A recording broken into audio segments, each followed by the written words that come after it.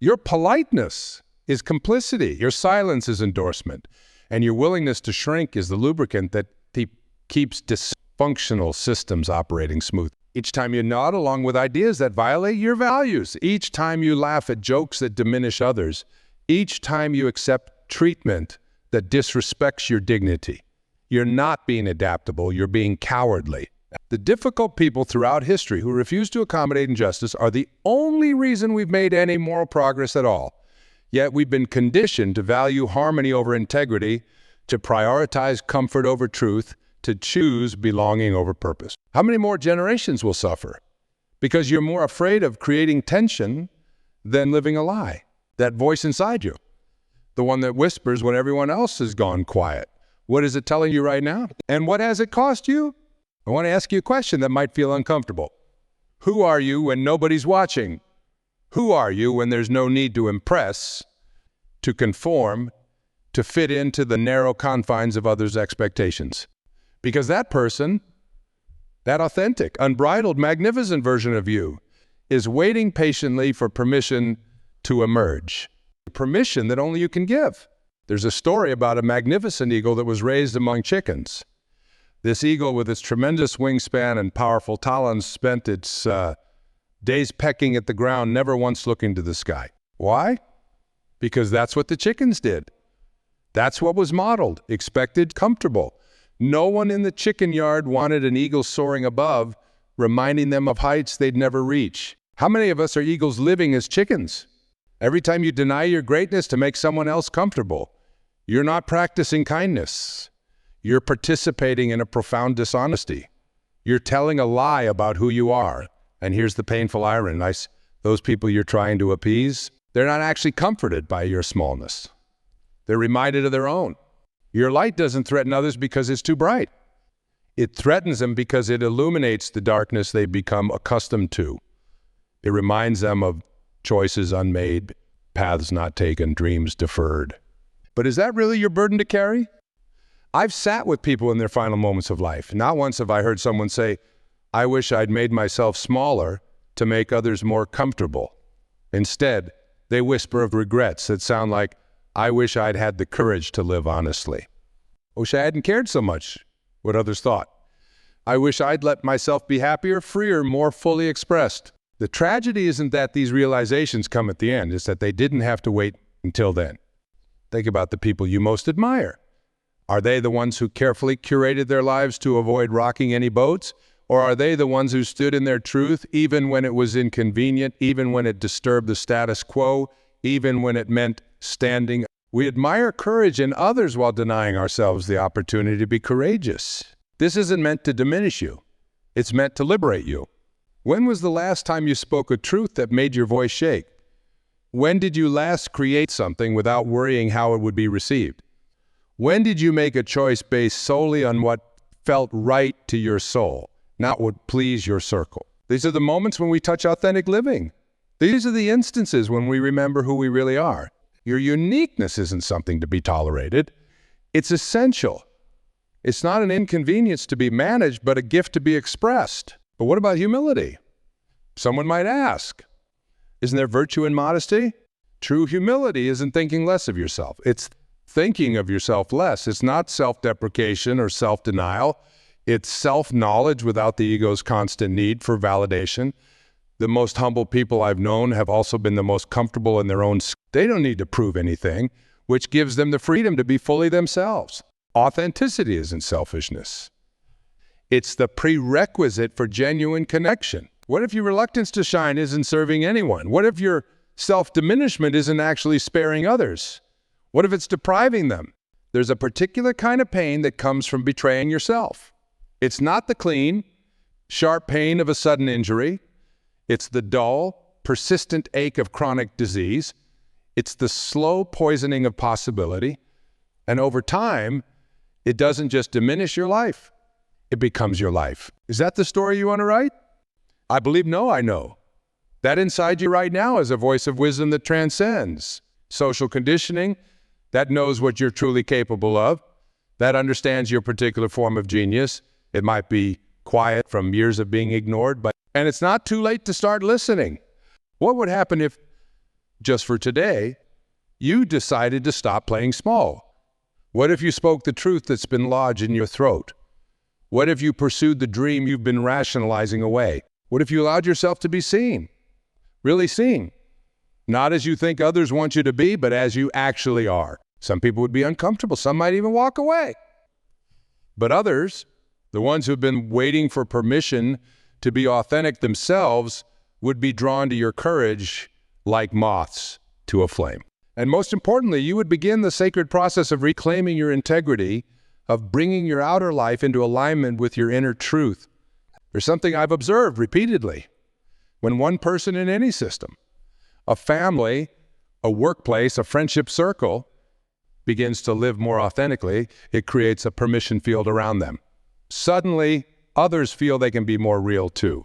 Your courage becomes contagious. By playing small, you're not just cheating yourself, you're withholding the gift of possibility from everyone around you. I want to challenge you to examine the ways you've been dimming your light. Maybe it's in how you downplay your accomplishments. Maybe it's in how you silence your dissenting opinion. Maybe it's in how you've abandoned creative pursuits because they seemed impractical or indulgent. Maybe it's in how you avoid the deeper conversations, sticking to safe topics that won't reveal too much of who you really are. These might seem like small compromises, insignificant sacrifices on the altar of social harmony, but added together, they constitute a life of quiet desperation, a life lived at the edges of your potential rather than from its center. And for what? For the illusion of safety, for the approval of people who themselves are living inauthentically. The great irony is that what we think will isolate us, our uniqueness, our vulnerability, our truth, is precisely what creates the deepest connections. People aren't drawn to perfection. They're drawn to authenticity. They don't connect with masks. They connect with the human behind the mask. I've watched rooms full of strangers transform into communities of deep connection in moments of shared vulnerability. I've seen decades-old relational patterns shift when one person had the courage to speak their truth. I've witnessed careers blossom when someone finally stopped trying to fit into roles that were never meant for them. What might become possible in your life if you stop playing small? There's a truth that might be difficult to hear. Nobody benefits from your self-betrayal. Not your family, not your friends, not your colleagues, not your community. The world doesn't need more people living lives of compromise and quiet regret. It needs people fully alive, fully engaged, fully expressed. It needs you, the real you. Now, I understand there's fear in this invitation. There's the fear of rejection, of confrontation, of uncertainty. There's the fear that maybe if you stop constraining yourself to make others comfortable, you did discover that you're actually too much, too intense, too passionate, too different. But what if being too much is exactly what's needed? What if your particular form of too much is precisely the medicine this aching world requires? There's a story I love about a village where all the women fetched water from the river in pots. They carried on their heads. One woman's pot had a crack in it, and by the time she arrived home, half the water had leaked out. She was ashamed of her imperfect pot until one day. She noticed that beautiful flowers grew along her side of the path, and only her side. Her flawed pot had been watering seeds all along. What if the very qualities you're trying to hide or fix, your sensitivity, your intensity, your unconventional thinking, your passionate nature, are not flaws at all, but the source of your unique contribution? What if you've been carrying a cracked pot all along, not realizing that it's watering a garden? We need to talk about something important, the price of admission into spaces where your authenticity isn't welcome. Because make no mistake, there is always a price, and it's steep. Every time you contort yourself to fit into environments hostile to your essence, you're making payments with your life force. You're spending the precious currency of your limited time on this earth to purchase conditional acceptance. And that's a terrible deal. The irony is that the parts of yourself you're hiding are often the very parts that contain your gifts. The sensitivity that makes you feel too vulnerable in certain environments is connected to your empathy. The questioning mind that makes you seem difficult in rigid structures is linked to your creativity. The passionate nature that seems unprofessional in some contexts, is the source of your motivation and drive. When you amputate these essential aspects of yourself, you're not just making yourself smaller, you're cutting yourself off from your power source. I want to be clear about something. This isn't about being needlessly disruptive or deliberately provocative. It's not about abandoning all social awareness or consideration for context. It's about discernment. It's about distinguishing between mindful adaptation and soul-crushing compromise. It's about recognizing when you're growing through stretching versus when you're diminishing through contortion. The question isn't whether to adjust yourself to different situations. We all do that. The question is whether those adjustments honor your core values and allow your essential self to breathe, or whether they require you to betray yourself in fundamental ways. There are environments that ask for your growth, and there are environments that demand your diminishment. Learning to tell the difference is one of life's most crucial skills. Think of someone you know who lives with genuine authenticity. They're not perfect. In fact, their comfort with their imperfections is part of their charm. They don't always say the right thing, but they say the true thing. They might not fit seamlessly everywhere, but where they fit deeply. Their presence has a quality of restfulness because there's no split between who they are and who they're pretending to be. Don't you find yourself drawn to these people? Don't you trust them more instinctively? Don't you feel more permission to be yourself around them? That's not accidental. Authenticity creates a field of safety that perfectionism never can. There may be people in your life who have become accustomed to your smallness. People who consciously or unconsciously have come to expect your compliance, your agreeability, your willingness to edit yourself for their comfort. When you begin to change this pattern, there will be resistance. This resistance might take many forms. It might come as concern. You're not being yourself lately. It might come as criticism. You've become so selfish. It might come as attempts to trigger your guilt or obligation. This resistance doesn't necessarily mean these people don't love you. It often means they're confronting their own fears through your transformation. When someone has built their sense of reality partly on your willingness to play small, your growth becomes profoundly disorienting for them. Their resistance is less about you and more about their fear of change, their own unexamined lives, their terror of facing similar change. Understanding this can help you respond with compassion rather than defensiveness or retreat. In those moments of pushback, remember this. Other people's comfort zones are not your responsibility. Their resistance to your growth is part of their journey, not evidence that you're doing something wrong. You can love people without letting their limitations become your ceiling. Sometimes the most loving thing you can do for others is to break the unspoken pact of mutual diminishment, to demonstrate through your living that another way is possible. It's worth acknowledging that there are very real systems of oppression that have forced many people to play small as a survival strategy.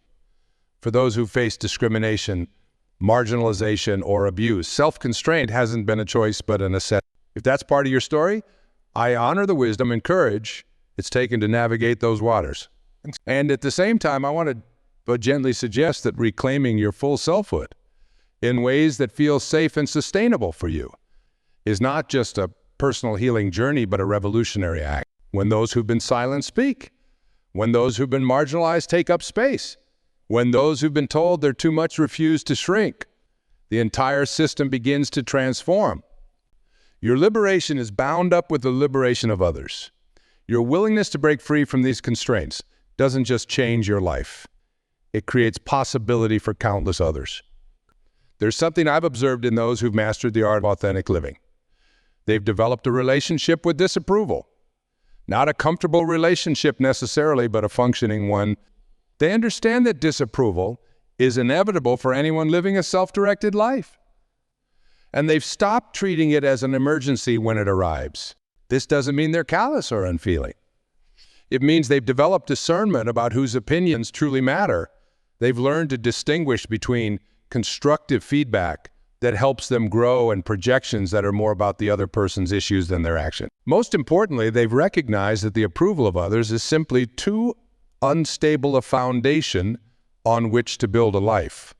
External validation is like trying to fill a cup with a hole in the bottom. No amount is ever enough because the source of security must come from within. So how do we begin this journey of reclaiming our authentic power? How do we stop playing small and start living from our center? Starts with a radical act of self-honesty. You must be willing to look clearly at the ways you've abandoned yourself, the compromises that have calcified into habits, the masks that have grown so familiar you've forgotten they're not your face. This inventory isn't about self-judgment. Quite the opposite. It's about self-compassion. It's about understanding that these adaptations served a purpose once. They helped you belong, helped you survive, helped you navigate complex social waters.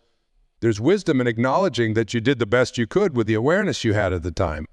But now, with greater awareness, comes greater responsibility to yourself, to your gifts, to the contribution only you can make. I invite you to reflect on a simple but profound question. What parts of yourself have you been hiding? Maybe it's your creativity, dismissed as impractical. Maybe it's your sensitivity labeled as weakness. Maybe it's your ambition, deemed as selfish. Maybe it's your spirituality, judged as woo-woo. Maybe it's your questioning nature, discouraged as troublemaking. Maybe it's your need for solitude, criticized as antisocial. Whatever it is, I want you to consider that these disowned parts aren't peripheral to who you are. They're central. They're not liabilities to manage, but assets to integrate. The very qualities that have made you feel like an outsider in certain contexts are often the sources of your unique perspective and contribution.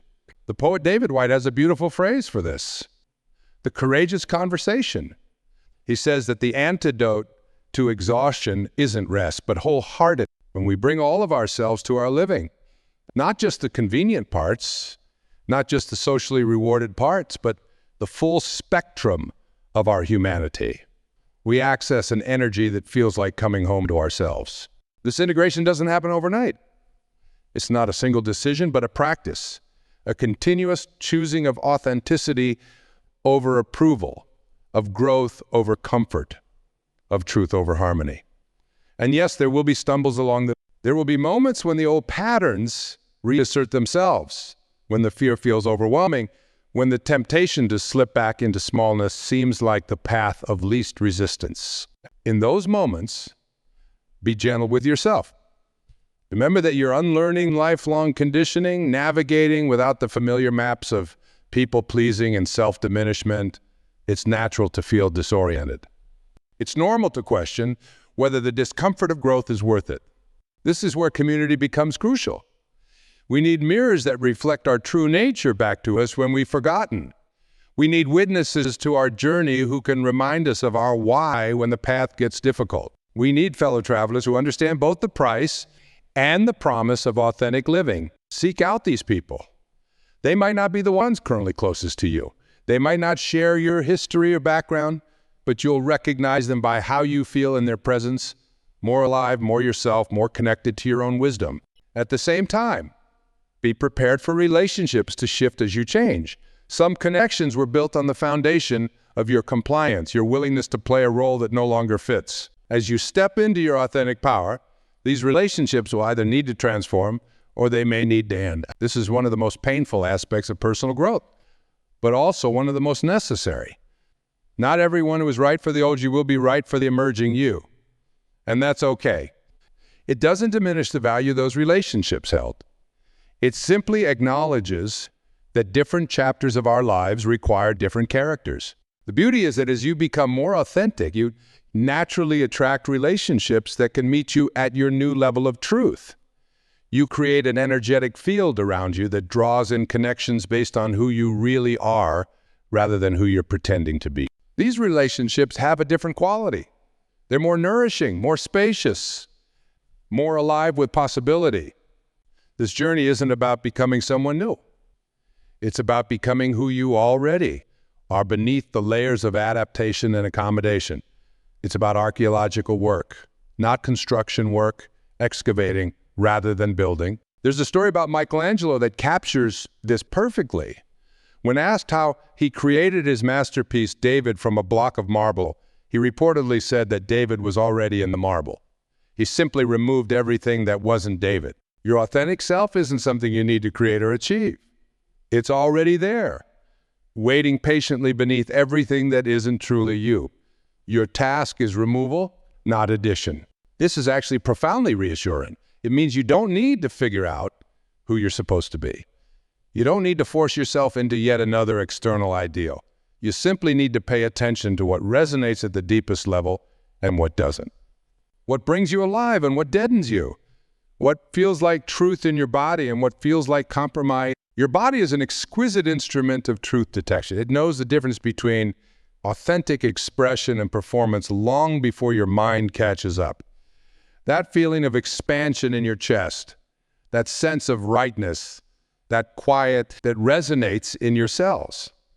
These are signposts guiding you home to yourself. Equally revealing are the contractions, the subtle nausea, the sense of heaviness that accompanies self-betrayal. Your body keeps the score, registering every time you abandon yourself for external approval. Learning to listen to these signals is essential spiritual practice. It's the development of discernment, the ability to distinguish between the voice of conditioning and the voice of your deeper knowing. Of course, there will be people who tell you this entire journey is self-indulgent. That concerns about authenticity are a luxury, that pragmatism demands compromise, that the real world requires you to play by its rules. What if these voices are simply the externalization of your own fear? What if they represent not wisdom but conditioning? What if the real world they speak of isn't reality at all, but merely a consensus trance that perpetuates itself through our collective willingness to prioritize safety over truth? The most pragmatic thing you can do is to live from your center, to bring your unique gifts fully into the world, to stop wasting life force on maintaining illusions that serve neither you nor the greater good. And here's the secret that those voices won't tell you. When you live authentically, you actually become more effective, not less. You make better decisions because they're aligned with your values. You have more energy because you're not draining yourself through internal conflict. You build more meaningful connections because you're showing up as your real self. You discover depths of creativity and resilience you couldn't access when fragmented by inauthenticity. The people who've made the most significant contributions throughout history weren't those who most skillfully conformed to expectations. They were the ones who had the courage to express their unique vision despite the inevitable resistance. They were the ones who understood that playing small serves nobody. I want to speak directly to the fear that might be arising as you contemplate stepping more fully into your authentic power. This fear is natural. It's the psyche's response to potential change, to venturing into the unknown, to risking disapproval or rejection. But I want to invite you to examine this fear more closely. Is it actually protecting you from genuine danger, or is it preserving the status quo? Is it keeping you safe, or is it keeping you small? Most of our fears around authenticity are phantom fears. They're anticipating catastrophes that never materialize. We fear if we speak our truth, we'll be alone. When in reality, authentic expression almost always deepens our truest connections while releasing the ones that were based on pretense. We fear if we pursue our calling, we'll end up destitute. When in reality, alignment with purpose typically unlocks resources and opportunities we couldn't access through compromise. We fear if we stop people-pleasing, we'll be disliked, when in reality, we usually earn deeper respect, even from those who disagree with us. The most common regret I've heard from those at the end of their lives isn't, "I wish I'd played it safer." It's, "I wish I'd had the courage to live a life true to myself, not the life others expected of me." Don't let that be your regret. There's something powerful that happens when you make even one decision from your center rather than from fear or obligation. It creates a reference point, experience of alignment that your system remembers. It shows you what's possible. And each authentic choice makes the next one easier, creating a virtuous cycle of increasing congruence. Start small if you need to. You don't have to revolutionize your entire life overnight. Begin by noticing one area where you regularly abandon yourself for approval. Maybe it's always saying yes when you want to say no. Maybe it's hiding your spiritual practice from judgmental family members. Maybe it's downplaying your intelligence to make others comfortable. Maybe it's staying silent on issues that matter deeply to you. Choose one of these areas and experiment with showing up differently, not with aggression or defensiveness, but with straightforward authenticity. Pay attention to what happens, not just externally, but internally. Notice how it feels in your body to honor your truth. Notice the energy that becomes available when you stop the internal struggle between what you know and what you express. This isn't about perfection. There will still be times when strategic compromise makes sense, when certain aspects of yourself need to remain private in particular contexts. The goal isn't rigid authenticity in all situations, but rather conscious choice rather than automatic accommodation. It's about knowing the difference between mindful adaptation and self-betrayal. I want to address something that often comes up on this journey. The fear that by prioritizing your authenticity, you're somehow being selfish or narcissistic. Our culture has done an effective job of making us believe that self-honoring choices are self-centered choices, that considering our own needs is somehow taking from others. This is a profound misunderstanding. When you live from your center, you actually have more to give, not less. You give from fullness rather than depletion. You give from clarity rather than resentment. You give authentically rather than performatively. Have you ever received a gift that you could tell was given out of obligation rather than genuine desire? How did that feel compared to receiving something offered with wholehearted joy, which had more value to you? When we give from authenticity, we give the gift of real presence, real connection, real service. When we give from obligation or fear, we give the hollow shell of action without the spirit that animates it. True generosity isn't martyrdom. It's not self-erasure. It's the overflowing of a cup that's full, the natural radiance of a light that's burning brightly. I've observed something fascinating in people who've committed to this path of authentic living. They often discover capacities within themselves they never knew existed. Creativity they didn't realize they possessed. Courage they didn't know was available to them. Resilience that surprises even themselves. This makes perfect sense when you understand that. Inauthenticity requires enormous energy to maintain when you're constantly monitoring yourself, censoring your thoughts, managing others' perceptions, and suppressing your natural impulses. You're using a significant portion of your life force just to maintain the performance. When you release that performance, all that energy becomes available for growth, for contribution, for joy, for presence. It's like you've been running with weights all your life and suddenly they're removed. No wonder you discover new speed, new endurance, new possibility. There's more some paradox at the heart of this journey. The more fully you become yourself, the more you discover that yourself is far more vast, far more multifaceted, far more connected to everything else than you imagine. The separate self that you've been so carefully maintaining and protecting begins to reveal itself as just one expression of a much larger field of consciousness. This is where authentic living becomes spiritual practice, as you peel away the layers of conditioning and people-pleasing.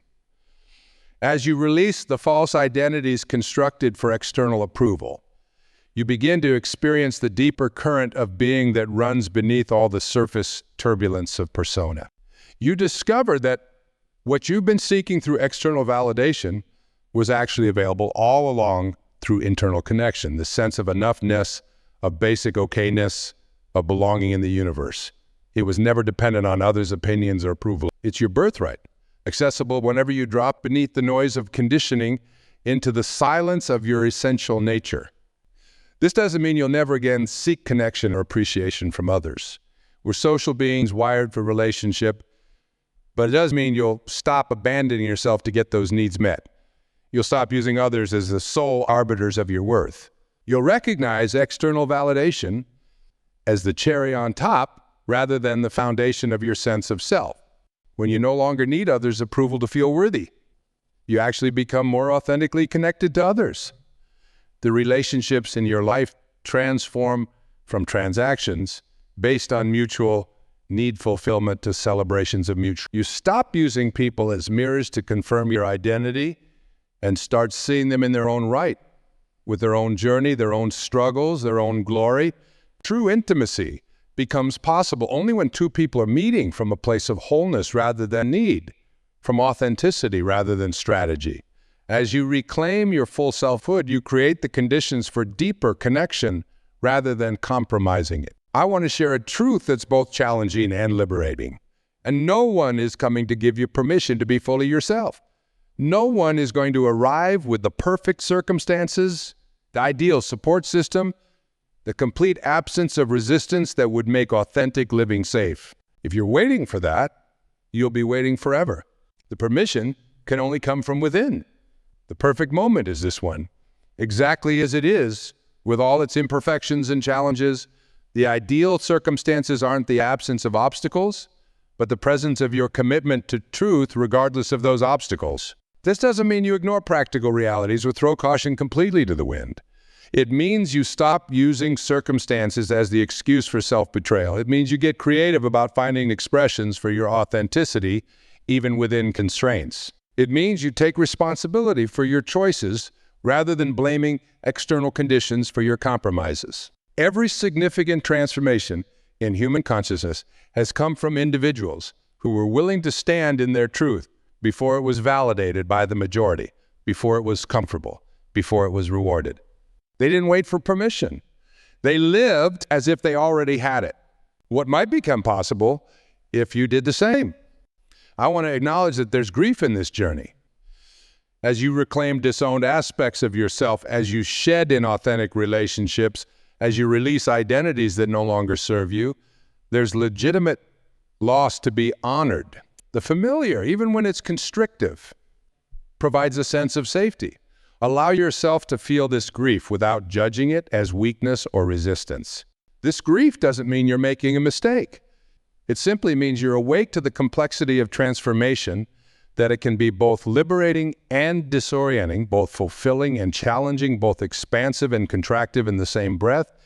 The capacity to hold these seeming contradictions without being torn apart by them is a hallmark of emotional maturity. It allows you to see nuance where others see only polarization. It enables you to build bridges where others see only division. In this way, your journey of authentic living isn't just a private pursuit.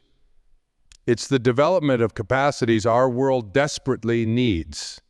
Moral courage, integrative thinking, resilient presence, compassionate truth-telling. By refusing to play small, you're helping expand what's possible for all of us. Your individual liberation is inextricably connected to our collective liberation. Your willingness to live from your center creates ripples that extend far beyond your immediate circle. Never underestimate the revolutionary power of a life lived with integrity. Never discount the impact of one person refusing to dim their light. The world doesn't need more people playing small. It doesn't need more voices silenced by fear. What the world needs, what it has always needed, is people fully alive, fully expressed, fully committed to bringing their unique gifts without apology or diminishment. Your uniqueness isn't something that separates you from others. It's your gift to others. The very qualities that make you feel different are precisely what enable you to make contributions that no one else can make. Throughout human history, it's been the outliers, the ones who didn't quite fit in, who have driven our evolution forward. Innovation doesn't come from perfect conformity. It emerges from the creative tension between what is and what could be. Your differences aren't defects to be corrected. They're data points revealing your purpose. They're not liabilities, but assets, not just for you, but for all. As we conclude, I invite you to place your hand on your heart and make a simple commitment to yourself. I will no longer play small to make others comfortable. I will honor the fullness of who I am. I will bring my gifts forward with courage and compassion. This commitment isn't about perfection. It's about intention. It's about choosing again and again to align with your deepest truth rather than external expectations. You were born for fullness, not reduction. You were created for authenticity, not performance. You were designed for the unique contribution that only you can make. The world awaits your greatness. Step into it. Own it. Live it. Today,